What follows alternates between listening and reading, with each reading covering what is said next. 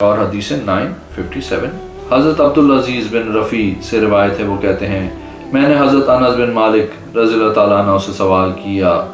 مجھے ایسی چیز بیان کریں جو آپ نے رسول اللہ صلی اللہ علیہ وسلم سے سمجھی ہو۔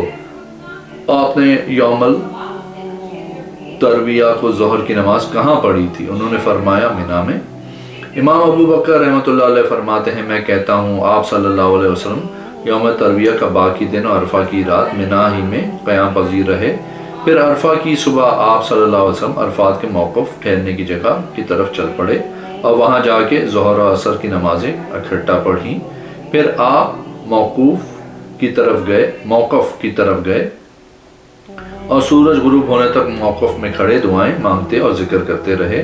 پھر آپ صلی اللہ علیہ وسلم وہاں سے روانہ ہو کے واپس مزدلفہ پہنچے تو مغرب اور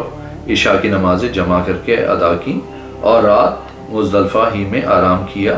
یہاں تک کہ صبح ہو گئی، پھر صبح کی نماز مزدلفہ میں پڑھی اور پھر وہاں سے کوچ کیا اور واپس منی پہنچے، لہٰذا وہاں یوم النحر قربانی کے دن کا باقی حصہ، ایام تشریق کے مکمل 2 دن اور ایام تشریق کے تیسرے دن کا بعض حصہ منی میں قیام کیا، پھر جب ایام تشریق میں سورج ڈھل گیا تو آپ صلی اللہ علیہ وسلم جمعرات کو کنکریاں مارتے اور مکہ مکرمہ واپس تشریف لے آئے۔ چنانچہ ایام تشریق کے آخری دن ظہر اور عصر کی نمازیں مکہ مکرمہ میں ادا کی، پھر مغرب اور عشاء کی نمازیں وہیں ادا کی، پھر وادی مصحب میں کچھ دیر آرام فرمایا۔ اس طرح یہ کل 10 دن ہوئے جو آپ صلی اللہ علیہ وسلم نے مکہ مکرمہ منی میں 2 بار اور عرفات میں قیام کیا،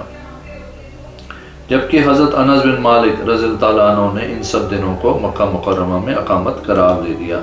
حالانکہ منی اور عرفات مکہ مکرمہ میں داخل نہیں ہوتے بلکہ وہ دونوں مکہ مکرمہ سے باہر اور الگ ہیں، اور عرفات و حدود حرم سے بھی باہر ہے، تو جو علاقہ حدود حرم سے باہر ہو وہ مکہ مکرمہ میں کیسے شمار ہو سکتا ہے؟ حالانکہ رسول اللہ صلی اللہ علیہ وسلم نے مکہ مکرمہ اور اس کی حرمت کا تذکرہ بیان کرتے ہوئے فرمایا تھا بے شک اللہ تعالیٰ نے آسمان و زمین کی پیدائش کے دن ہی سے مکہ مکرمہ کو حرم قرار دے دیا تھا، لہٰذا وہ اللہ تعالیٰ کے حرام قرار دینے کی وجہ سے قیامت دن تک حرام ہے۔ اس کے شکار کو نہ ڈرایا جائے، اس کے درخت نہ کاٹے جائیں اور اس کی گھاس اور جڑی بوٹیاں نہ کاٹی جائیں۔ چنانچہ اگر عرفات مکہ مکرمہ میں شامل ہوتا تو عرفات میں شکاری کے لیے شکار کرنا حلال نہ ہوتا اور اس کے درخت نہ کاٹے جاتے اور اس کی گھاس نہ کاٹی جاتی،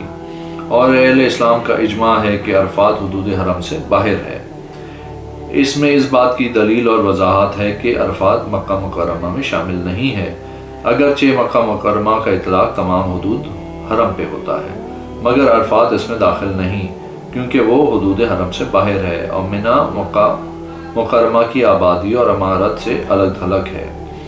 یہ ممکن ہے کہ مکہ مکرمہ کا اطلاق سارے حرم پہ ہوتا ہے، اس لیے منی بھی حرم میں داخل ہے۔ میرا خیال ہے کہ حضرت عائشہ رضی اللہ تعالیٰ عنہا کی حدیث اس بات کی دلیل ہے کہ جو علاقہ مکہ مکرمہ کی متصل عمارت کے پیچھے ہے وہ مکہ مکرمہ میں داخل نہیں۔ اسی طرح حضرت ابن عمر کی حدیث بھی اس بات کی دلیل ہے۔